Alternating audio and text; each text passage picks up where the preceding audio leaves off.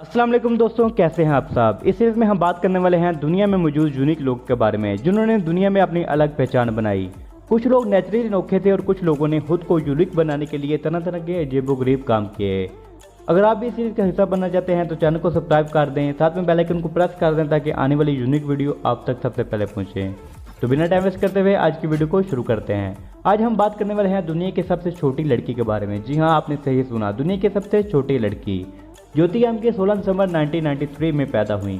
India से ताल्लुक़ रखने वाली ज्योति अमगे ने 16 दिसंबर 2011 को अपनी 18वीं सालगिरह पर दुनिया की सबसे छोटी खातून होने का गिनीज वर्ल्ड रिकॉर्ड अपने नाम करवाया।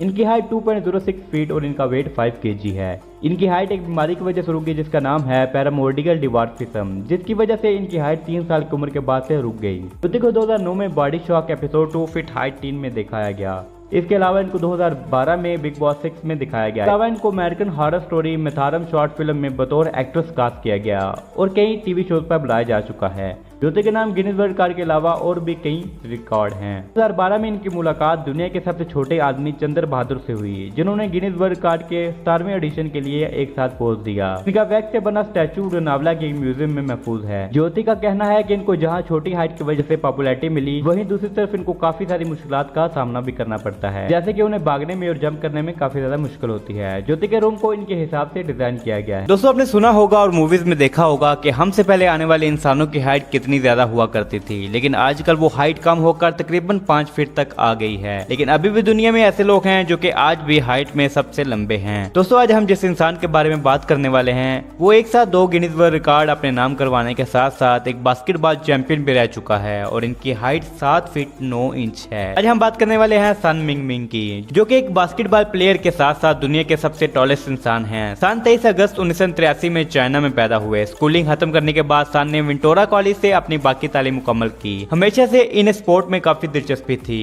और इन्होंने स्पोर्ट को एक्सप्लोर किया और बास्केटबॉल को चुना क्योंकि इन्हें बास्केटबॉल गेम बचपन से काफी पसंद थी। जैसे जैसे सन की दिलचस्पी बढ़ती गई वैसे ही सन ने और मेहनत शुरू कर दी। आपने एक मुहावरा सुना होगा, हर कामयाब इंसान के पीछे एक औरत का हाथ होता है, लेकिन मैं कहूँगा हर कामयाब मर्द के पीछे मुश्किलात का हाथ होता है।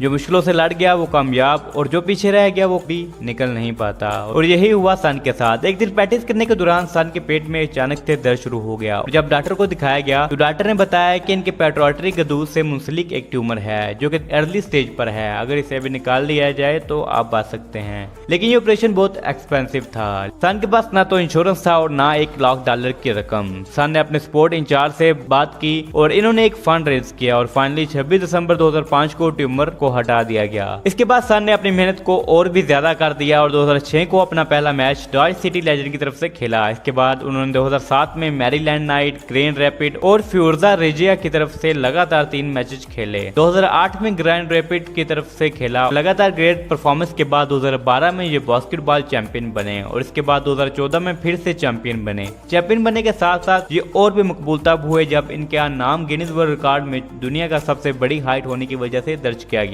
और दूसरा रिकॉर्ड तब दर्ज किया जब सन ने जोयान से शादी की और उसकी हाइट भी 6 फीट 2 इंच थी और इनके नाम गिनीज वर्ल्ड रिकॉर्ड में सबसे लंबे जिंदा शादीशुदा जोड़े के तौर पर दर्ज किया गया। हम इनकी हाइट को कंबाइन करें तो इनकी हाइट तकरीबन 13 फीट 10 इंच बनती है। इसके अलावा सन ने कई मूवीज और वेब सीरीज में काम किया हुआ है, जैसा कि funny soccer, the 1000 face off दंजिया, singing all alone, candle in the tomb वगैरह। आजकल सन चाइना में अपनी लाइफ गुजार रहे हैं। दोस्तों, आपने देखा होगा कि आजकल के लोग टैटू बनवाने के कितने शौकीन हैं और शायद आपने भी टैटू करवा रखा हो। कुछ लोग इस कदर शौकीन होते हैं कि वो अपने जिस्म पर कई जगह टैटू बनवाते हैं, लेकिन आज मैं आपको ऐसे इंसान के बारे में बताऊंगा जिन्होंने चेहरे समेत अपने जिस्म के 95% हिस्से को टैटू से कवर कर रखा था। जी हाँ दोस्तों, 95%। जूलिया गिनस, जिन्हें द इलस्ट्रेटेड लेडी और द एरवाइन वॉल्कर के नाम से भी जाना जाता है। जूलिया 18 जनवरी 1955 में अमेरिका में पैदा हुई। जब इनकी उम्र 30 साल हुई तो इन्हें ऐसी बीमारी हुई जिसको कवर करने के लिए इन्होंने टैटू बनवाना शुरू कर दिए। इन्हें जो बीमारी थी उसका नाम पोर्फिरिया था, जिससे सूरज की रोशनी में जाने से इनके जिस्म पर छाले पड़ जाते थे और इसकी वजह से इनके जिस्म पर निशान पड़ने लगे थे। इसी को छुपाने के लिए इन्होंने टैटू का सहारा लिया और एक एक करके इन्होंने टैटू बनवाना शुरू कर दिए। जूलिया के दोस्त जो कि प्लास्टिक सर्जन थी, उसने मशवरा दिया कि वो अपनी जिल्द में बने निशान के रंगों के टैटूज बनवाए, लेकिन उससे भी कोई फर्क नहीं पड़ा। उसे लगा कि टैटू से उसके जिस्म पर छाले नहीं बनेंगे, लेकिन ऐसा नहीं हुआ।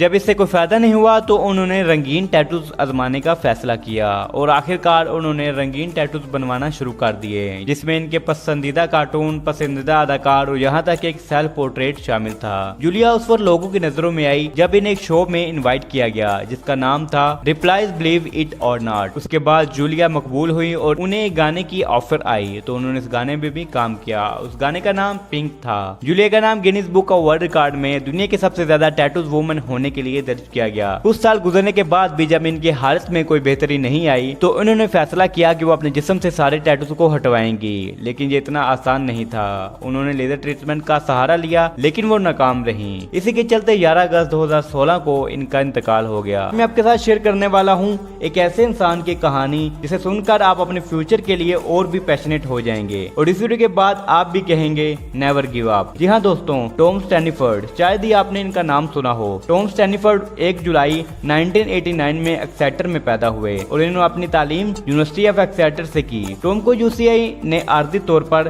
C3 क्लास पैरा साइक्लिस्ट के तौर पर रखा। उसकी वजह यह थी कि टॉम के पैरों और हाथों की खराबी और इसके जिस्म का तमाम निज़ाम में लचक, इसके अलावा कम सुनाई देना। अभी यहाँ पर बात खत्म नहीं हुई। टॉम को लिपोडिस्ट्रॉफी जैसी कई बीमारियां थीं जो इसके जिस्म और जिस्म की चर्बी को मुतासिर करती थीं।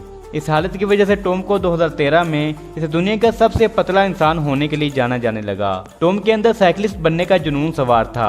टॉम ने 2005 में अपनी पहली स्पोर्ट साइकिल खरीदी और बहुत जल्द वो एक शौकीन साइकिलिस्ट बन गया। लेकिन इनकी लाइफ में एक टर्निंग मोड़ आया। 2006 में जब ये साइकिलिंग कर रहे थे तो इनका एक कार से एक्सीडेंट हो गया, जिसकी वजह से इन्हें काफी ज्यादा चोटें आई, जिसमें दिमाग से खून बहना, टूटे हुए दांत, 4 पसलियां और घुटने पे काफी ज्यादा चोट आई। यहाँ तक कि एम्बुलेंस में जाते हुए इनके दिल की धड़कन तक रुक गई थी। लेकिन इतनी सारी मुश्किलात के बावजूद टॉम भाई ने हार नहीं मानी। उन्होंने साइकिलिंग को चोटों से सेहतयाब होने के तौर पर फिर से शुरू किया और इन्होंने डियोन एयर एम्बुलेंस के लिए 60 मील का सफर साइकिल पे किया और चैरिटी के तौर पर 1000 पाउंड इकट्ठे किए। इस काम को देखते हुए टॉम को इनाम के तौर पर 5000 पाउंड दिए गए और यहाँ से इनकी जर्नी स्टार्ट हुई। लेकिन जर्नी इतनी आसान नहीं थी। इनकी लाइफ में और भी काफी मुश्किलात आने वाली थी। इन सब की वजह इनका दुबला पतला जिस्म और कमजोर हालत थी। लेकिन कहते हैं ना, अगर आप सच्चे दिल से ठान लें तो फिर हर किस्म की परेशानी का आप सामना कर सकते हैं। 2007 में टॉम ने बीकन मोशन सीसी में शमूलियत इख्तियार की और जूनियर टूर की तैयारी में मसरूफ थे। तभी एक दिन प्रैक्टिस के दौरान हादसे में इनकी कलाई टूट गई, लेकिन फिर भी इन्होंने अपनी टीम का साथ दिया और बाजू ठीक होने के बाद फिर से प्रैक्टिस शुरू कर दी। 2009 के आखिर में इन्हें राफा काउंडर सीसी की तरफ से पेशकश हुई। 2010 में टॉम ने अपनी पहली रेस की। UCI para cycling world cup series में ये 20वें नंबर पर आए। इसके अलावा इसी साल इन्होंने नेशनल रेस सीरीज और सीसीआई पैरा साइकिलिंग सीरीज में हिस्सा लिया और 9वें नंबर पर आए। इसी साल इन्होंने कैंट इंटरनेशनल और British cycling national para cycling track championship में खेलकर C4 क्लास से 3रे नंबर पर आए और फिर आखिरकार टॉम की इतनी सालों की मेहनत रंग लाई। टॉम ने 2011 में British national para cycling championship में दोबारा पार्टिसिपेट किया और आखिरकार C3 क्लास से खेलकर फर्स्ट पोजीशन हासिल की। ये दिन टॉम का सबसे यादगार दिन था। टॉम स्टैनीफोर्ड ने यह साबित कर दिया, जोश या जुनून हो तो इंसान कुछ भी कर सकता है। मोहम्मद कलीम हिंदुस्तान की रियासत झारखंड में अपनी फैमिली के साथ एक छोटे से गाँव में रहता है। कलीम के पैदा होने के कुछ साल बाद उसके हाथ अचानक बढ़ना शुरू हो गए। इसी के चलते कलीम को स्कूल से निकाल दिया गया, ये कहकर कि दूसरे बच्चे इसको देखकर डर जाते हैं। जैसे जैसे कलीम बड़ा होता गया, इसके लिए अपने रोजमर्रा के काम जैसे कपड़े पहनना, खाना पीना और नहाना भी मुश्किल होता गया। और जब कलीम की कहानी कई अखबारात में सुर्खियों में आई तो उसके बाद हिंदुस्तान के तबी माहिरीन ने मदद फराहम की, जिन्होंने इस हालत को माइक्रोडिक्टली बताया और कलीम का ऑपरेशन किया गया। ऑपरेशन के बाद भी कलीम के हाथों में कोई खास फर्क नहीं आया। कलीम के एक हाथ का वजन 2.5 किलो है। कलीम का कहना है कि जब लोग उसे तंग करते हैं तो वो इन्हें इग्नोर कर देता है। कुछ टाइम गुजरने के बाद कलीम ने अपने अंकल के साथ मिलकर कुछ वीडियोस अपने इंस्टाग्राम पर पोस्ट की और जब कुछ वीडियो वायरल हुई तो कलीम को बहुत ज्यादा खुशी मिली। कलीम का कहना है कि वो कभी हार नहीं मानेगा और वो जिस हालत में है वो खुश है। इनके बारे में सुनकर आप भी हैरान होने वाले हैं कि क्या कोई इंसान दुनिया में ऐसा भी हो सकता है। अमू हाजी 20 अगस्त 1928 में ईरान के एक गांव में पैदा हुए और ये दुनिया के सबसे डर्टीएस्ट इंसान थे। इन्होंने अपनी जिंदगी का ज्यादातर हिस्सा एक झोपड़ी में गुजारा। अमू हाजी इनका असल नाम नहीं था, बल्कि बुजुर्गों को दिए जाने वाला उर्फी नाम था। ये नहाते इसलिए नहीं थे, इन्हें लगता था कि साबुन और पानी से इन्हें बहुत सारी बीमारियां हो सकती हैं। 23 अक्टूबर 2022 को अपनी मौत से कुछ महीना पहले इन्होंने ये दावा किया कि वो दिल टूटने के बाद से ऐसे बन गए हैं, और यहाँ तक कि वो मरे हुए जानवरों का गोश्त खाते थे और इनके पास एक पाइप था जिसमें जानवरों का हराज डालकर पीते थे। सिगरेट के इतने शौकीन थे कि एक साथ कई सिगरेट पीते थे, जैसा कि आप फोटोज में देख सकते हैं।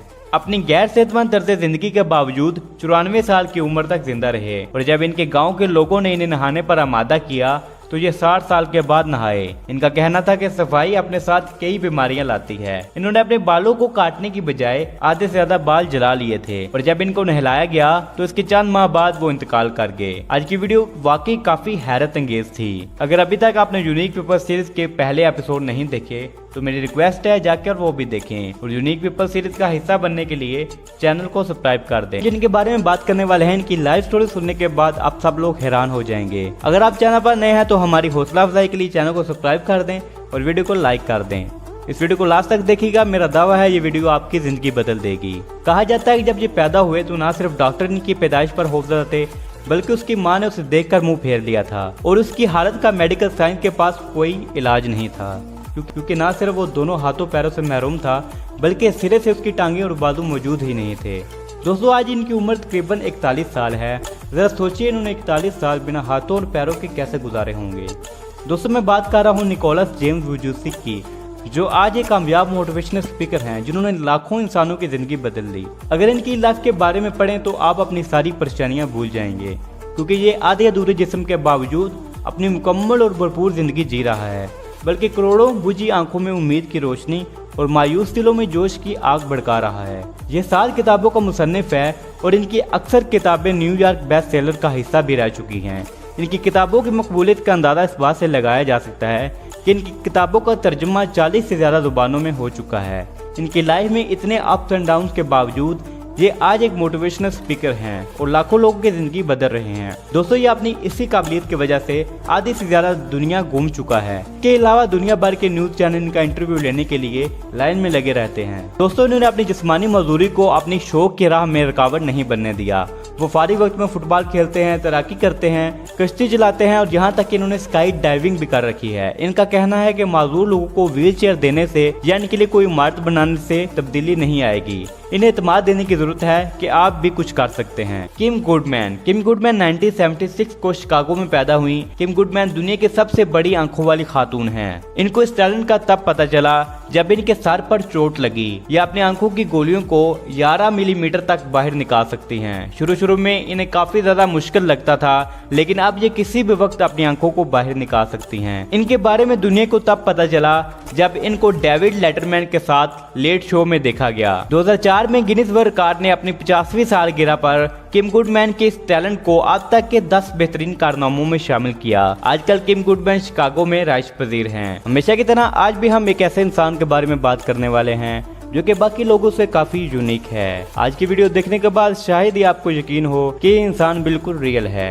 इनको रियल लाइफ हल्क भी कहा जाता है। जी हाँ दोस्तों, रियल लाइफ हल्क। इनका नाम साजिद गरीबी है और इनकी पैदाइश 19 दिसंबर 1991 को हुई। इन्हें पहली नजर देखने के बाद यकीन करना थोड़ा सा मुश्किल है। ये ईरान में पैदा हुए और बॉडी बिल्डिंग के साथ साथ मिक्स मार्शल आर्ट भी करते हैं। ये ईरानी हल्क के नाम से भी मशहूर हैं, क्योंकि इनकी बॉडी काफी हद तक हल्क से मिलती है। इन्होंने अपने जिस्म पर काफी ज्यादा मेहनत की है। अगर हम इनकी इब्तदाई जिंदगी के बारे में बात करें तो इन्होंने अपनी बैचलर ऑफ कॉमर्स की डिग्री आजाद यूनिवर्सिटी बुशहर से हासिल की। इनकी लाइफ का दिलचस्प वाकया यह था कि जब यूएसवी स्टार ब्रायन ओर्तेगा ने सज्जाद को एमएमए रिंग में आने का चैलेंज दिया तो इन्होंने कबूल कर लिया।